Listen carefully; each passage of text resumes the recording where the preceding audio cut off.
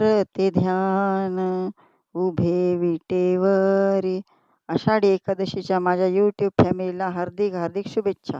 आज चातुर्मासामधील पहिलीच एकादशी आहे. ही माझी मोठी सूनबाई आहे, त्यामुळे तिची इच्छा झाली की आपण विठ्ठल रुक्माईला सुंदर असा ड्रेस शिवावा, कारण तिचं बुटीक आहे आणि मागे मी व्हिडिओ टाकलाच होता. खूप सुंदर असे वस्त्र शिवते.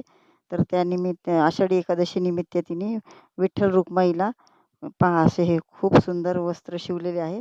त्याला साधारण 4 मीटर कापड लागलं, लेस वगैरे सगळं, आणि तिची खूप इच्छा होती. त्यानंतर आता पहा विठ्ठल रुक्माईचा शृंगार करण्यात येत आहे.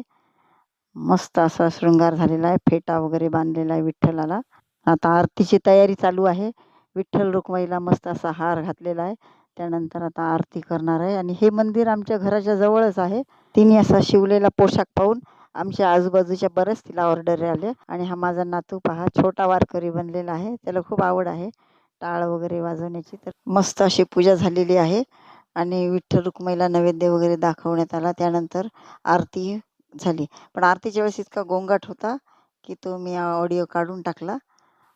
ही सगळी पूजा आरती पाहून असं वाटलं की काही क्षणासाठी वाटलं की आपण पंढरपूरला साक्षात विठ्ठल रुक्माईचं दर्शनच घेत आहोत.